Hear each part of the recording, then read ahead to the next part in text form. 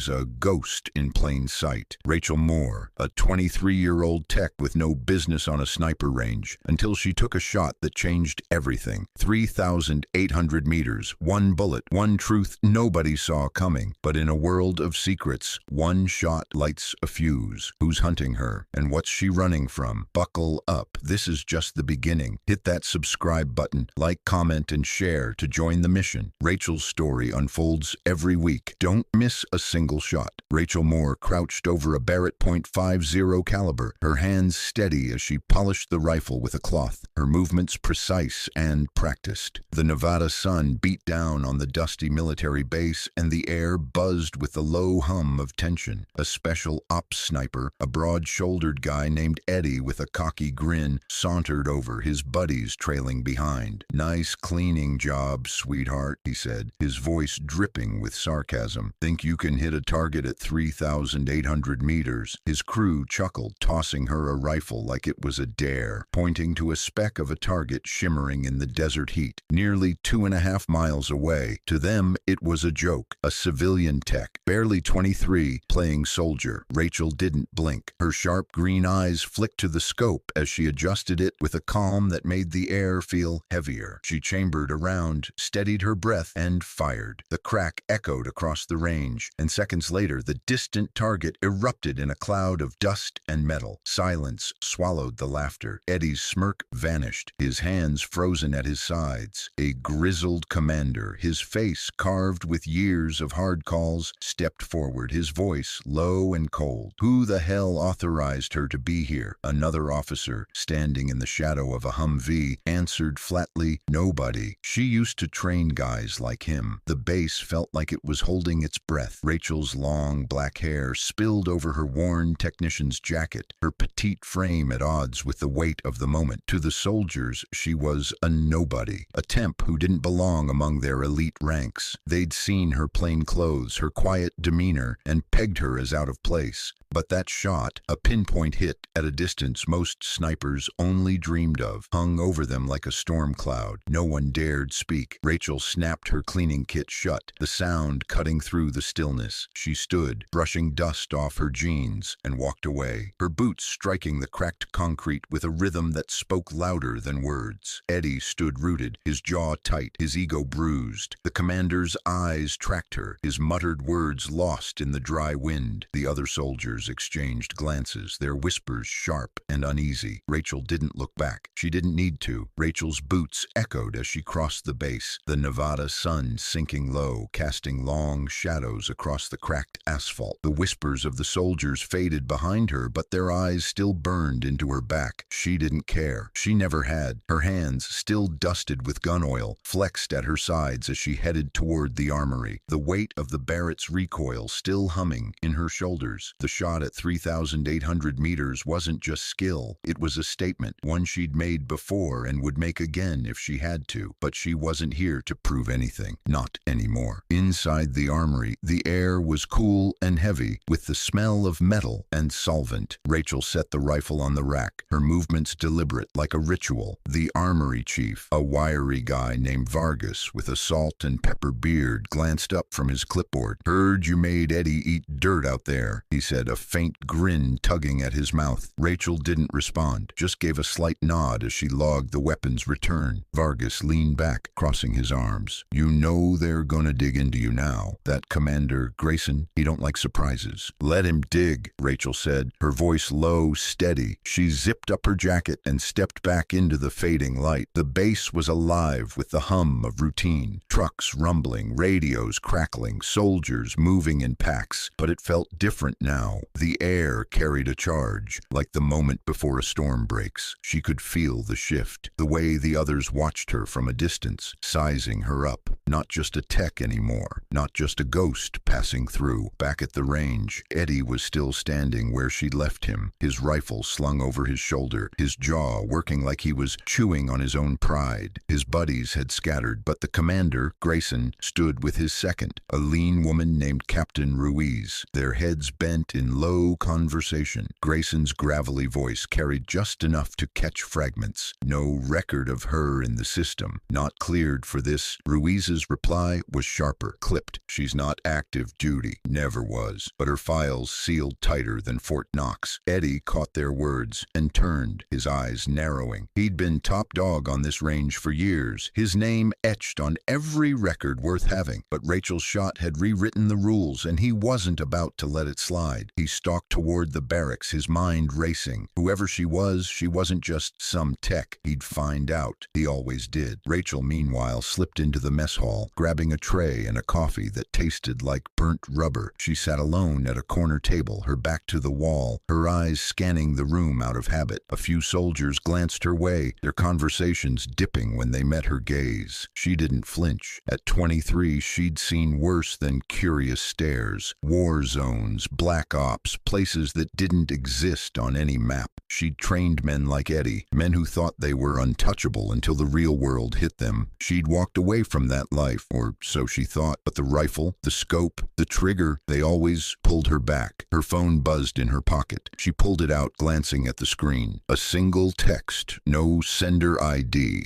They're asking questions, stay sharp. Rachel's lips pressed into a thin line. She deleted the message and pocketed the phone, her coffee untouched. Outside, the desert sky burned red, and the base hummed with the weight of secrets. Grayson was digging, Eddie was stewing, and Rachel knew the clock was ticking. She wasn't here by accident. Someone had called her back, and they weren't done with her yet. Rachel pushed through the mess hall doors, the cool desert night hitting her like a slap. The base was quieter now. The hum of activity dulled to a low murmur as most soldiers turned in or prepped for night drills. Sodium lights buzzed overhead, casting harsh yellow pools across the gravel. She kept her pace steady, her boots crunching softly, her mind turning over the text. They're asking questions. Stay sharp. No name, no number. But she knew the source. It was the same shadow that had pulled her back to this dusty nowhere, the same one that always seemed to find her no matter how far she ran. She headed toward the tech shed, a squat metal building tucked behind the main armory. It was her cover, her reason for being here. Temporary contractor, fixing scopes and calibrating gear. But the truth was messier. She'd been out of the game for 2 years, living off the grid in a nowhere town in Montana, until a cryptic message had dragged her back. Not a request, not a job offer, just coordinates and a date. And now, here she was, with a commander sniffing around and a sniper itching to prove himself. Inside the shed, fluorescent lights flickered as she flipped the switch. The air smelled of grease and electronics. Her workbench was cluttered with tools, a half-disassembled rangefinder, and a stack of manuals no one else bothered to read. She locked the door behind her, more out of habit than necessity, and pulled a small black case from under the bench. Inside was a burner phone, a single encrypted chip, and a photo, creased and faded, of a younger Rachel, standing shoulder to shoulder with a man in desert camo, his face obscured by a sandstorm. She didn't look at the photo long, just tucked it back and powered on the burner. The screen lit up with a new message. Grayson's pulling strings. Expects answers by 0600. You know what's at stake. Rachel's jaw tightened. She typed back, understood. Need extraction timeline. No reply came, but she hadn't expected one. Not yet. Outside, a shadow moved past the shed's window, too quick to be casual. Rachel killed the phone's screen and slid it into her pocket, her hand brushing the grip of a concealed 9mm under her jacket. She didn't draw it, just waited, listening. Footsteps crunched, then stopped. A low voice muttered, too muffled to make out, followed by the click of a radio. She eased to the window, peering through the gap in the blinds. 2 figures, soldiers by their stance, one gesturing toward the shed. Eddie's broad silhouette was unmistakable. Rachel's pulse stayed even. She'd dealt with worse than a bruised ego with a grudge. But Eddie wasn't alone, and that was the problem. Grayson's orders, maybe, or his own initiative. Either way, they were circling, and she didn't have time for games. She grabbed a toolkit, slung it over her shoulder to keep up the tech act, and slipped out the back door into the night. The base sprawled under a starless sky, the desert's edge looming dark and endless. Rachel moved low, sticking to the shadows between buildings. She needed answers. Why she'd been pulled back, what Grayson knew, and who was feeding her intel from the inside. The shot at 3,800 meters had bought her respect, but it had also lit a fuse. Eddie wanted her gone. Grayson wanted her file, and someone, somewhere, Rachel Moore, walked into the fire and didn't blink. One shot, 3,800 meters, and the whole base knew her name. But the truth? It's buried deeper than the desert sand. Who called her back? What's Grayson chasing? And why's Eddie ready to risk it all to take her down?